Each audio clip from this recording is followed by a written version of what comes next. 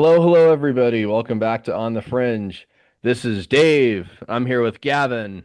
Yo, And a couple days ago, I was on YouTube, and I've got to thank the algorithms for this. I have no idea how, and I have no idea why the algorithm showed me this video, but it was a very troubling video to watch. And I will be putting a link to the video in the description. And we've done a few podcasts in the recent weeks about AI and our AI infused world. And this is what happens when AI goes wild and you take the human out of the AI equation. It's not da a good da sign, is it, da da Gavin? da da da da da. AI gone wild. Da da da. It'll Um, be on sale for you at $20 for 50 videos at 2 on o'clock in the VHS morning. and VHS VHS only. tapes at 3 in the morning, right before the evangelical channels come on. Um, you got to get the timing right. It's very important. Yes. But no, seriously, you sent me this video, Dave, and we were talking about this as I was watching this video.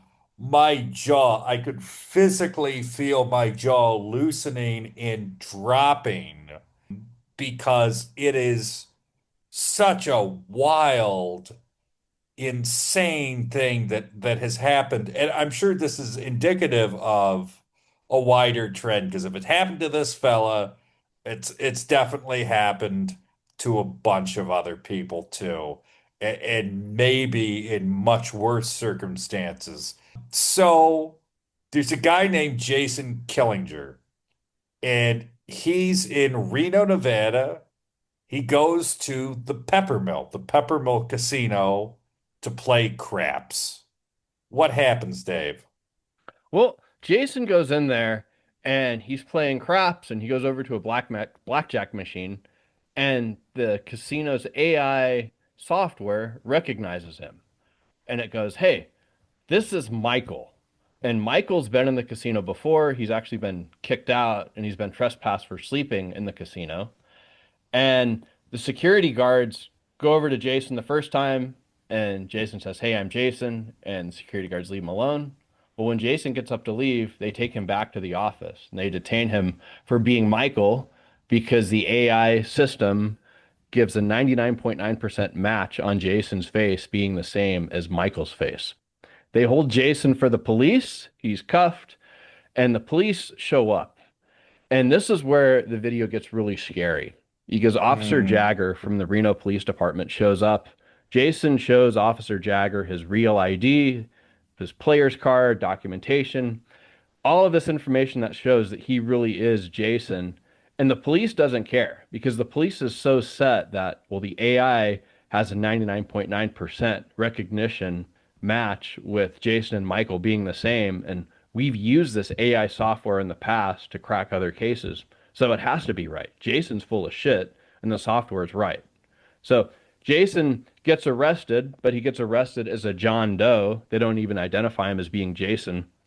They take him to the police station and they find out about 8 hours later that, oh, yeah, he actually is Jason after they fingerprint him.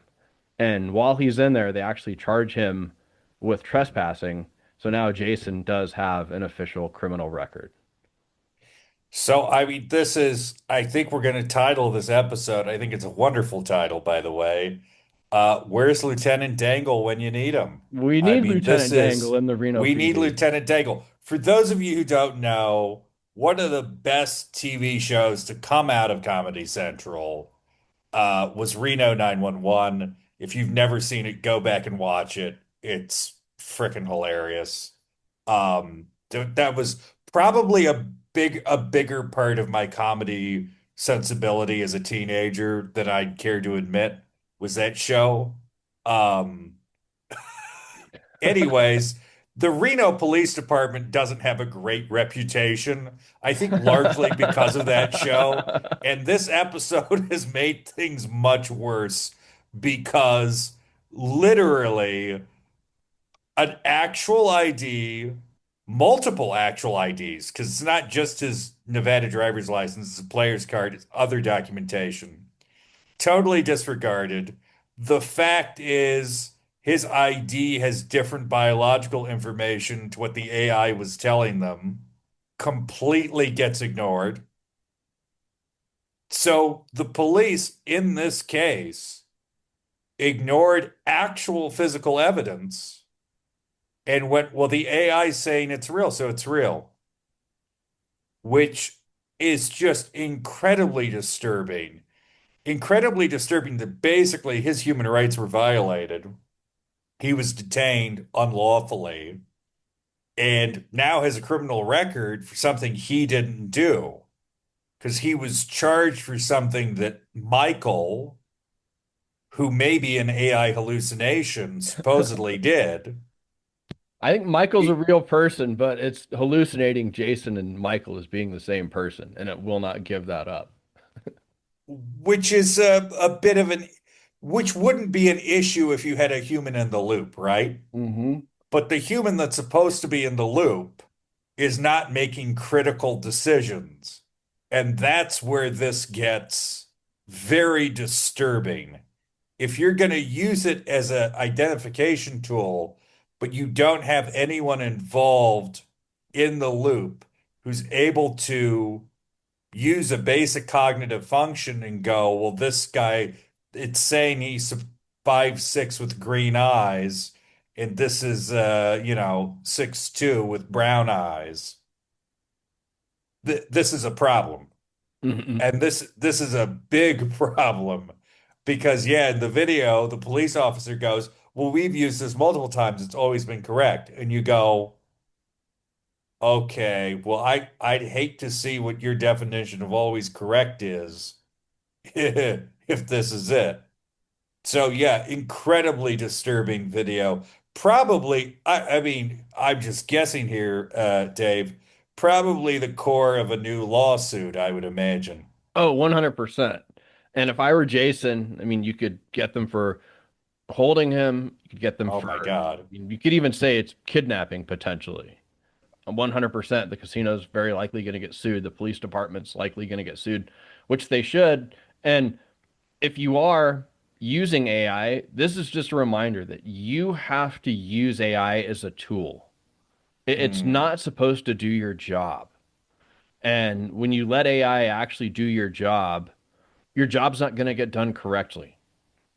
And this is a huge waste. I mean, Jason's mad in the video. He's going, "This is a waste of my taxpayer dollars." It is a waste of his taxpayer dollars. And He's not wrong there. Yeah. it's crazy to think that in the last 3 to 5 years, this would have never really happened. Casinos have had facial recognition software for a long time, and they've kind of been at the forefront of actually testing it and using it. But Hmm. the amount of trust that is actually into this facial recognition software is ridiculous.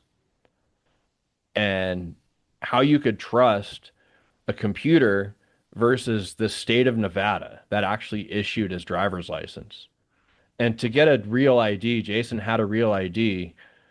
To get it, you have to go to the DMV. You have to show who you are with a passport or with your social security card or with a military ID on top of your driver's license. And you have to have other documentation as well.